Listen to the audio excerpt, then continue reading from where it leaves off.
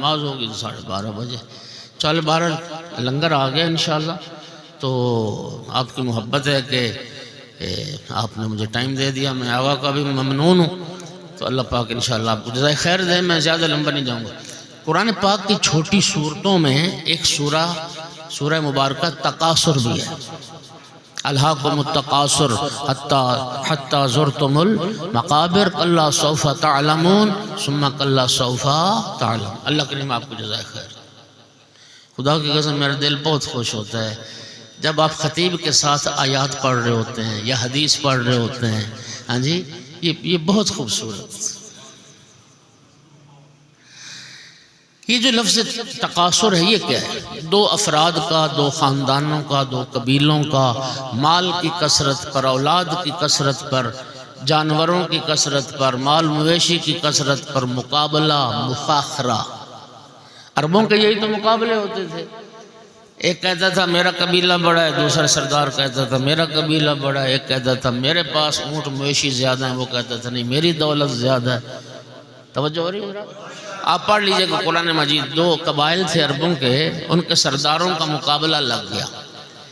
ایک کہتا تھا میرا قبیلہ بڑا ہے، ایک کہتا تھا میرا بڑا ہے. انہوں نے کہا چلو پھر مردم شماری کرتے ہیں. اب جب افراد گنے گئے، ایک قبیلے کے افراد زیادہ ہو گئے کہ تھوڑے ہو گئے. جس کے تھوڑے ہو گئے وہ سردار کہنے لگا میرے ساتھ قبرستان چلو، میرے قبیلے کے جو لوگ مر گئے تھے تو میرے قبیلے کے لوگ چل کے ان کی قبریں گنتے ہیں. اللہ تعالیٰ نے ان کی مذمت میں سورت کو نازل کی. نہج البلاغہ میں آقا امیر المومنین علیہ السلام کا خطبہ ہے سورہ تکاثر کے ذیل میں. اس میں بھی مولا امیر اور یہ وہ خطبہ ہے ابن ابی الحدید، معذرت چاہتا ہوں، ابن ابی الحدید معتزلی عالم اہل سنت اپنی شرح نہج البلاغہ میں اس نے لکھا کہ مولا علی علیہ السلام کا یہ خطبہ اتنا پر از موعظہ اور پر از نصیحت ہے کہ میں نے 1000 بار اس خطبے کو پڑھا، اور میں جب بھی خطبہ پڑھتا ہوں ایک نیا اثر میرے دل و دماغ پر چھوڑتا ہے. اس میں بھی مولا امیر المومنین علیہ السلام نے یہی فرمایا کہ قبریں اور قبرستان تو عبرت حاصل کرنے کا مقام ہوتے ہیں. تم نے وہاں بھی عبرت حاصل نہ کی اور وہاں بھی تم نے مقابلے شروع کر دی. اللہ تعالیٰ نے ان کی مذمت میں سورت کو نازل کیا. الہاکم التکاثر، اس تکاثر نے، اس کثرت کے شوق نے تمہیں اللہ کی یاد سے غافل کر دیا. حتی زرتم المقابر، یہاں تک کہ تم قبرستان جب پہنچے اور قبروں کو گننے لگ گئے. کلا سوف تعلمون، آگاہ ہو جاؤ ان قریب تم جان لو گے کہ تم نے کیسی حرکت کی. ثم کلا سوف تعلمون، اور پھر ان قریب جان لو گے کہ تم نے کتنا برا عمل کیا. چھٹے امام سے پوچھا گیا آقا یہ بظاہر آیت کا تکرار کیوں لگتا ہے؟ کلا سوف تعلمون ثم کلا سوف تعلمون. امام نے فرمایا تکرار نہیں ہے، ایک بار قبر میں پتہ چلے گا، دوسری بار حشر میں پتہ چلے گا. اس تکاثر پر ایک بار قبر میں تم جواب دو ہوگے اور ایک بار حشر میں تم سے پوچھا جائے گا، اس وقت تمہیں پتہ چلے گا. اس لیے فرمایا 2 بار آیا کلا سوف تعلمون ثم کلا سوف تعلمون. توجہ ہو گئی حضرات؟ تکاثر کا معنی سمجھ میں آ گیا. اب میں سنیے، لفظ کوثر بھی کثرت سے بنا ہے، لفظ تکاثر بھی کثرت سے بنا ہے، لیکن دونوں میں فرق بہت ہے. توجہ، تکاثر قابل مذمت ہے، کوثر قابل تعریف ہے. تکاثر اللہ کی یاد سے غافل کرتا ہے، کوثر یاد الہی کا ذریعہ بندی ہے. تکاثر کے نتیجے میں بندہ قبرستان پہنچتا ہے، کوثر کے نتیجے میں مصلی عبادت پر پہنچتا ہے.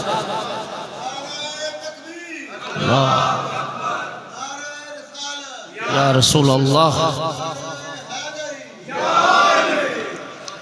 کوثر کے نتیجے میں مصلی عبادت پر پہنچتا. اِنَّا أَعْطَيْنَاكَ الْكَوْثَرَ فَصَلِّ لِرَبِّكَ. اور مومنین، قرآن پاک کی چھوٹی صورتوں میں ایک سورہ مبارکہ نصر بھی ہے. بسم اللہ الرحمن الرحیم. اذا جاء نصر اللہ والفتح ورأیت الناس يدخلون فی دین اللہ افواجا فسبح بحمد ربک واستغفرہ انہ کان توابا. یہ سورت کب نازل ہوئی؟ جب مکہ فتح ہوا. اللہ پاک کیا فرماتا ہے؟ جب اللہ کی طرف سے کامیابی، فتح، کامیابی آ گئی، نصر، مدد آ گئی، نصرت الہی، اور خدا کی طرف سے فتح آ گئی۔ وہ نصرت الہی کیا ہے، وہ کامیابی ہے کیا؟ یہ اگلی آیت، وَرَأَيْتَ النَّاسَ يَدْخُلُونَ فِي دِينِ اللَّهِ أَفْوَاجًا، محبوب آپ نے دیکھا کہ لوگ فوج در فوج، گروہ در گروہ دین میں داخل ہونے لگ گئے۔ یہ بڑی کامیابی ہے بھائیو۔ وہی مکہ والے تو تھے، پہلے ایک بندہ کلمہ پڑھنے کو تیار نہیں تھا، اور مکہ فتح ہونے کی دیر تھی، پھر وہی کافر اور مشرک، وہ پورے کے پورے خاندان، پورے کا پورا قبیلہ، پوری کی پوری بستی، پورے کا پورا شہر آ رہا تھا اور دین میں داخل ہو رہے تھے اور سرکار کا کلمہ پڑھ رہے تھے۔ کتنی بڑی کامیابی! اس کامیابی پر بھی رب نے محبوب سے شکریہ کا تقاضا کیا، اور یہاں پر اللہ نے اپنے محبوب سے شکریہ میں کیا مانگا؟ فَسَبِّحْ بِحَمْدِ رَبِّكَ وَاسْتَغْفِرْهُ۔ میرا محبوب اس عظیم کامیابی پر، اس فتح پر ایک بار حمد کے ساتھ میری تسبیح بیان کرتے ہیں۔ ہائے ہائے، اس کامیابی پر ایک بار کہہ دے سبحان اللہ و بحمدہ واستغفرہ، اور ایک بار کہہ دے استغفر اللہ۔ سنیے سنیے سنیے، جب پورا جزیرۃ العرب اسلام قبول کر رہا تھا، اس کامیابی پر اللہ نے محبوب سے صرف ایک بار تسبیح کرنے کا تقاضا کیا، اور جب فاطمہ جیسی بیٹی عطا فرمائی تو اللہ نے پوری نماز کا تقاضا کیا۔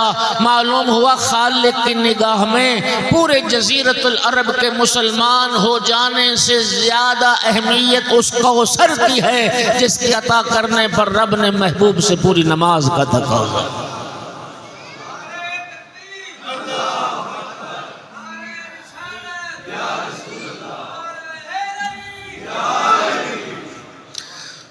اور شکریہ نعمت، آیت اللہ محسن قراتی نے کیا خوبصورت جملہ لکھا ہے دوستو، میری تقریر کا یہ خوبصورت ترین جملہ ہے۔ وہ فرماتے ہیں اللہ تعالیٰ جب کسی کو کوثر کہتا ہے نا، تو اس رب کریم کے اپنے معیارات ہیں۔ اللہ تعالیٰ نہ جنس کو دیکھتا ہے، نہ تعداد کو دیکھتا ہے، نہ جنس کو دیکھتا ہے، نہ تعداد کو دیکھتا ہے۔ اللہ نے بیٹے کو کوثر نہیں کہا، بیٹی کو کوثر کہا، اور اللہ نے زیادہ کو کوثر نہیں کہا، اکلوتی کو کوثر کہا،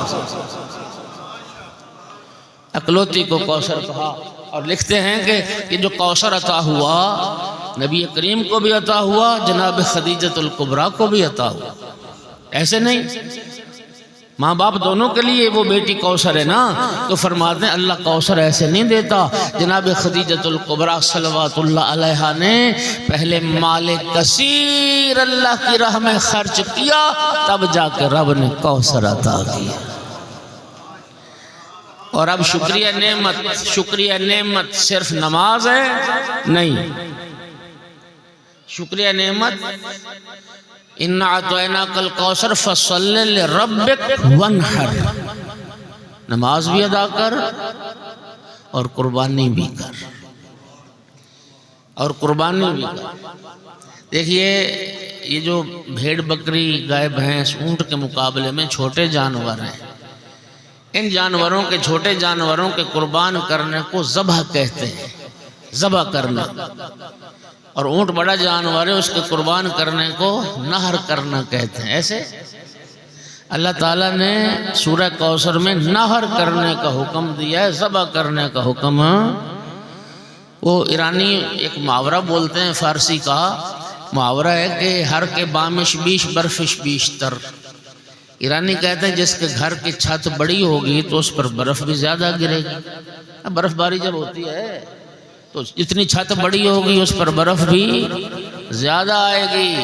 اللہ پاک فرماتا ہے محبوب جب عطا کوثر ہے تو اب بکری ذبح کرنے سے کام نہیں چلے گا، ونہر، اب اونٹ قربان کیجئے، اونٹ قربان کیجئے۔ اور اونٹ قربان کر کے اللہ کے بندوں کو بھی، اللہ کی مخلوق کو بھی اپنی خوشیوں میں شامل کیجئے۔ اور رب کریم نے ترتیب بھی بتا دی، فَصَلِّ لِرَبِّكَ پہلے، وَانْحَرْ بعد میں۔ پہلے اس منعم حقیقی کا شکریہ ادا کرو جس رب نے نعمتیں عطا کی ہیں، اور پھر اللہ کے بندوں کو بھی اپنی خوشیوں میں شامل کرو۔ اِنَّ شَانِئَكَ هُوَ الْأَبْتَرُ۔ تیسری آیت، محبوب میرا وعدہ رہا تجھ سے، جو آپ کا دشمن ہے میں اس کا نام و نشان مٹا دوں۔ دیکھیے وہ علی کل شیء قدیر ذات ہے، وہ سبب ساز بھی ہے، سبب سوز بھی ہے۔ آسان کر کے کہتا ہوں، میں نے کیا کہا، اسباب نہ ہوں تو اسباب پیدا کر دیتا ہے، اسباب ہوں تو اسباب مٹا بھی دیتا ہے، اسباب ختم بھی کر دیتا ہے۔ حضرت موسیٰ علیہ السلام بنی اسرائیل کو جب فرعون کے چنگل سے چھڑا کے لے کے نکلے مصر سے، 12 قبیلے تھے حضرت موسیٰ علیہ السلام کے ساتھ، جب نکلے تو آگے دریائے نیل آ گیا، اور پیچھے پلٹ کے دیکھا تو فرعون لشکر لے کے آ رہا ہے۔ یہ قرآن میں لفظ ہے، آیت ہے۔ حضرت موسیٰ علیہ السلام کے ساتھی گھبرا گئے، کہنے لگے اِنَّا لَمُدْرَكُونَ، اب تو ہم پکڑے گئے، مارے گئے، کدھر جائیں گے؟ آگے دریا موت، پیچھے فرعون لشکر لے کے آ رہا ہے، موت۔ حضرت موسیٰ علیہ السلام نے فرمایا میرے ساتھیوں گھبراؤ نہیں، میرا رب میرے ساتھ ہے، میرا رب میرے، اللہ تعالیٰ کوئی نہ کوئی سبیل نجات ضرور پیدا کر دے گا۔ بس پھر ارشاد ہوا، موسیٰ دیکھتے کیا ہو، اضرب بعصاک البحر فانفلق، مارو عصا دریا پر، بس عصا مارنے کی دیر تھی، دریا پھٹ گیا، پانی کی دیواریں قائم ہو گئیں، اور اللہ کریم نے دریا سے خشک راستہ نکال دیا۔ حکم ہوا موسیٰ ساتھیوں کے لے کے نکلو۔ حضرت موسیٰ کے ساتھی آخری بندہ امت موسیٰ کا نکل رہا تھا، فرعون نے اپنا گھوڑا ڈال دیا اسی راستے پر۔ توجہ، حضرت موسیٰ کے ساتھی خیریت سے پار نکل گئے، لیکن فرعون اور پورا فرعونی لشکر جب عین وسط نیل میں پہنچا تو وہ جو پانی کی دیواریں قائم ہوئی تھیں وہ آپس میں مل گئی۔ نتیجہ یہ ہوا کہ فرعون اور فرعونی لشکر نیل کی لہروں میں غرق ہو گیا، ہلاک اور برباد ہو گئے۔ شیعہ بیٹھے ہو سنی بیٹھے ہو، جملہ سننا، راستہ تو وہی تھا یار، اس راستے سے موسیٰ علیہ السلام کے ساتھی پار چلے گئے، لیکن اسی راستے پہ فرعون اور فرعونی غرق ہو گئے۔ اللہ کائنات کو یہی سمجھانا چاہتا ہے، راستے نہیں بچاتے، راہبر بچایا کر۔